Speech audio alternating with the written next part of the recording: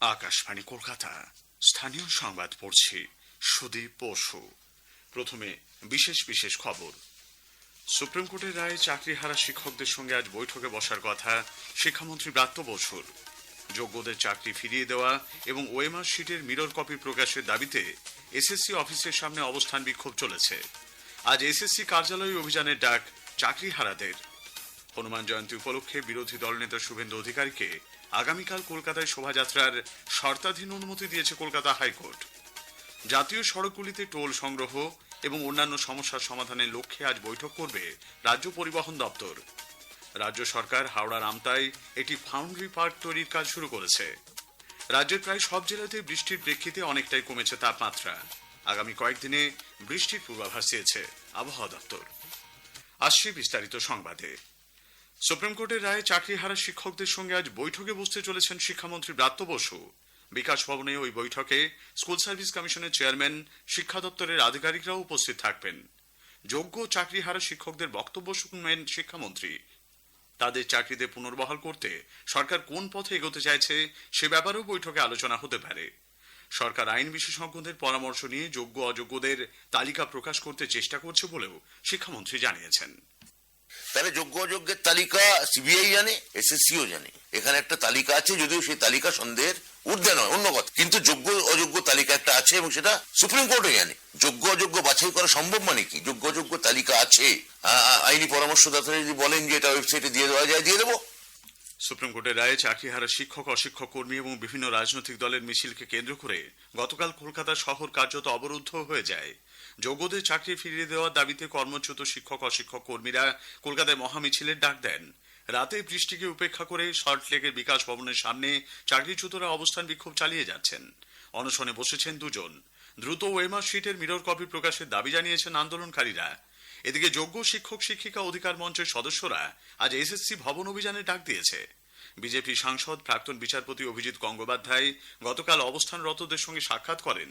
তার সঙ্গে ছিলেন অভিনেতা রুদ্রনীল ঘোষ, রূপা গাঙ্গুলি প্রমুখ। এসএসসির প্রাক্তন চেয়ারম্যান চিত্তরঞ্জন মণ্ডলও কথা বলেন অবস্থানরতদের সঙ্গে। পরে তারা এসএসসি দপ্তরেও যান। বিভিন্ন রাজনৈতিক দলও গতকাল কলকাতা জুড়ে মিছিল করেছে। বিজেপি কসবায় চাকরিহারাদের ওপর পুলিশি বল প্রয়োগের তীব্র নিন্দা করেছে। দলের মুখপাত্র তথা রাজ্যসভার সাংসদ শ্রমিক ভট্টাচার্য বলেন, নিজেদের পাপমুক্ত করতে এতগুলি মানুষের সর্বনাশ করেছে মমতা ব্যানার্জির সরকার। একটা দৃষ্টান্ত স্থাপন করলো পশ্চিমবঙ্গের পুলিশ, পশ্চিমবঙ্গ সরকার। শিক্ষকদের লাথি মারলো, মহিলাদের উপর আক্রমণ করলো পুলিশ। কেন এই পরিস্থিতি তৈরি হয়েছে? যারা ওএমআর শিট চাইতে গিয়েছিলেন তারা কি কোনো অন্যায় করেছেন? যাদের মেধা প্রতারিত হয়ে গেল শুধুমাত্র মুষ্টিমেয় দুর্নীতিগ্রস্ত কিছু চোরকে বাঁচানোর জন্য, যারা চাকরি বিক্রি করেছে, যারা চাকরি কিনেছে, তাদের পৃথকীকরণ করা সম্ভব পর্ষদের পক্ষে, শিক্ষা মন্ত্রকের পক্ষে তারা সেটা করেনি। নিজেদের পাপ মুক্ত করবার জন্য এতগুলো মানুষের সর্বনাশ করলো তারা। সরকারের সংগঠিত অপরাধের কারণে যোগ্যরা বঞ্চিত বলে সিপিআইএম অভিযোগ করেছে। দলের কেন্দ্রীয় কমিটির সদস্য সুজন চক্রবর্তী বলেন, এসএসসির কাছে ওএমআর থাকলে তা অবিলম্বে প্রকাশ করা দরকার। মাস্টারমশাইদের লাঠি মারা হয়েছে, লাঠির বাড়ি মারা হয়েছে। যারা যোগ্য তাদেরকে বঞ্চিত করা হচ্ছে এবং সরকারের অর্গানাইজড ক্রাইম, দুর্নীতি তার শিকার হচ্ছে। ওদের রাতভর বসে থাকতে হবে কেন? এসএসসির চেয়ারম্যান তিনি বলেছেন ওএমআর শিট আছে। আছে তো সবাই জানে। এটা সেই সারদার মতন লাল ডায়েরি হয়ে যাচ্ছে না তো? আছে কিন্তু নেই, সব আছে কিন্তু ওরা প্রকাশ্যে আনতে পারছে না। তাহলে মুখ্যমন্ত্রী আর তার বাহিনী ধরা পড়ে যাবে। মুখ্যমন্ত্রীর আশ্বাস সত্ত্বেও চাকরিহারা শিক্ষক, অশিক্ষক কর্মীরা ডিআই অফিসে গিয়েছিলেন কেন, সেই প্রশ্ন তুলেছেন রাজ্যের মন্ত্রী ফিরহাদ হাকিম।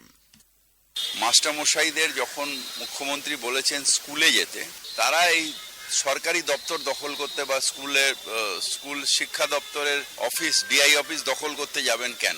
এখানে তো ডিআই অফিস দখল করে যদি আপনি ফাইলপত্র লোপাট করে মানে ছিঁড়ে ফিরে ফেলেন, কোনো ক্ষতি হয়ে যায়, তখন তো সুপ্রিম কোর্ট বলবে যে আপনারা ইচ্ছে করে সেটা করেছেন।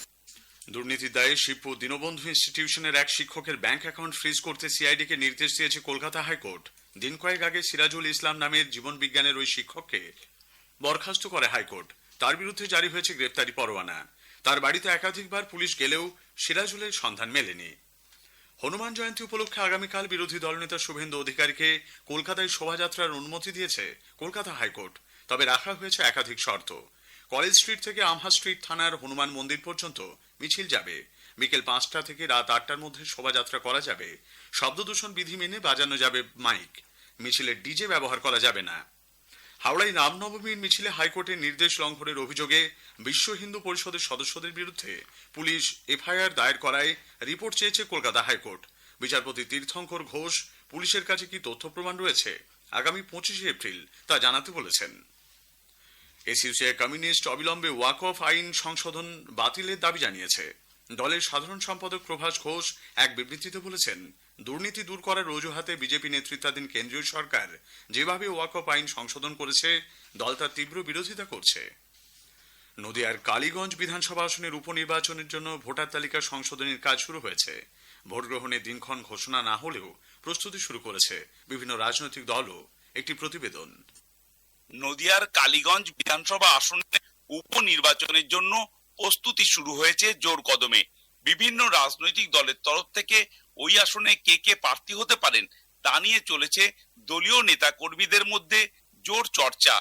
দলগুলির পক্ষ থেকেও যোগ্য প্রার্থী খুঁজতে তৎপরতা শুরু হয়েছে।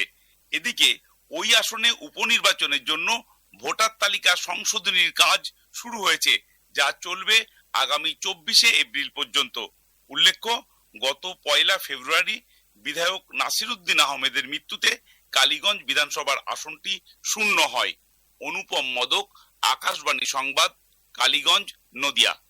স্থানীয় সংবাদ শুনছেন আকাশবাণী কলকাতা কেন্দ্র থেকে। রাজ্যের মধ্যে থাকা বিভিন্ন জাতীয় সড়কগুলিতে টোল সংগ্রহ এবং অন্যান্য সমস্যার সমাধানের লক্ষ্যে পরিবহন মন্ত্রী স্নেহাশিস চক্রবর্তী আজ বৈঠকে বসছেন। দুপুর 2:30টায় পরিবহন ভবনে এই বৈঠক শুরু হওয়ার কথা। বৈঠকে অংশগ্রহণ করতে জাতীয় মহাসড়ক কর্তৃপক্ষ NHAI, পরিবহন দপ্তর, 3 রাষ্ট্রীয় পরিবহন সংস্থার শীর্ষ কর্তাদের আহ্বান জানানো হয়েছে। থাকবেন রাজ্যের বিভিন্ন বেসরকারি বাস মালিক সংগঠনের প্রতিনিধিরাও। রাজ্য সরকার হাওড়ার আমতায় একটি ফাউন্ড্রি পার্ক তৈরির কাজ শুরু করেছে। 80 বিঘা জমির ওপর 100টিরও বেশি ফাউন্ড্রি ইউনিট গড়ে তোলার পরিকল্পনা নেওয়া হয়েছে বলে রাজ্য শিল্পোন্নয়ন নিগম সূত্রে খবর। ইতোমধ্যেই হাওড়া গ্রামীণের কুড়িট গ্রামে শুরু হয়েছে এই পার্কের প্রাথমিক পর্যায়ের পরিকাঠামো উন্নয়নের কাজ। রাজ্য সরকার পশ্চিম মেদিনীপুরে 4টি নতুন শিল্প তালু গড়ে তুলবে। গড়বেতা 1, চন্দ্রকোনা 2, মেদিনীপুর সদর এবং কেশপুর ব্লকে এই 4টি শিল্প তালু হবে। কয়েক হাজার যুবক যুবতীর কর্মসংস্থান হবে বলে মনে করা হচ্ছে। সুপ্রিম কোর্টের রায়কে মর্যাদা দিয়ে রাজ্য প্রশাসনের অভ্যন্তরে চুক্তিতে নিয়োজিত কর্মচারীদের স্থায়ী করার দাবি জানিয়েছে পশ্চিমবঙ্গ সরকারি কর্মচারী সমিতি WBMOA। কলকাতায় গতকাল এক সাংবাদিক সম্মেলনে WBMO এর সাধারণ সম্পাদক অরূপ চন্দ্র বলেন, যতদিন না ওই ধরনের কর্মীদের স্থায়ী করা হচ্ছে ততদিন সমকাজে সমবেতন সহ স্থায়ী কর্মচারীদের মতোই সুযোগ সুবিধা প্রদান করতে হবে। ভারত সরকারের তথ্য সম্প্রচার মন্ত্রক এবং ওয়েভ ল্যাবসের সহযোগিতায় আয়োজিত এক্সার ক্রিয়েটর হ্যাকাথনে বিজয়ীদের নাম ঘোষিত হয়েছে। স্বাস্থ্যসেবা, ফিটনেস অ্যান্ড ওয়েলবিং, শিক্ষাগত রূপান্তর, পর্যটন, ডিজিটাল মিডিয়া ও বিনোদন এবং ই-কমার্স, রিটেল অ্যান্ড ট্রান্সফরমেশন, এই 5টি বিভাগে পুরস্কার দেওয়া হয়। IIT খড়গপুরের পড়ুয়া বেদান্ত হাজার নেতৃত্বে এক্সার রানার্স টিম বিজয়ী ঘোষিত হয়েছে। রাজ্যের প্রায় সবকটি জেলাতেই বজ্রবিদ্যুৎ সহ বৃষ্টির পূর্বাভাস দিয়েছে আলিপুর আবহাওয়া দপ্তর। হালকা থেকে মাঝারি বৃষ্টির সম্ভাবনা গাঙ্গেয় পশ্চিমবঙ্গ এবং হিমালয় সন্নিহিত জেলাগুলিতে। আবহাওয়া দপ্তরের পূর্বাঞ্চলীয় প্রধান সোমনাথ দত্ত আকাশবাণীকে জানিয়েছেন, 12 তারিখ উত্তরবঙ্গের সবকটি জেলাতেই বৃষ্টি হওয়ার সম্ভাবনা আছে। দক্ষিণবঙ্গের সবকটি জেলাতে কিছু কিছু জায়গায় বৃষ্টি হওয়ার সম্ভাবনা আছে। 13 তারিখে গাঙ্গেয় পশ্চিমবঙ্গের বীরভূম, পশ্চিম বর্ধমান, পূর্ব বর্ধমান, নদিয়া, হুগলি, বাঁকুড়া এই জেলাগুলিতে, সাব হিমালয়ান ওয়েস্ট বেঙ্গলের দার্জিলিং, কালিম্পং, জলপাইগুড়ি, কোচবিহার, আলিপুরদুয়ার এই জেলাগুলিতে অনেক জায়গায় বৃষ্টি হওয়ার সম্ভাবনা আছে। গতকাল দক্ষিণবঙ্গের বিভিন্ন জেলায় বজ্রবিদ্যুৎ সহ ঝড় বৃষ্টির খবর মিলেছে। বৃষ্টির জেরে এক ধাক্কায় অনেকটাই কমেছে তাপমাত্রা।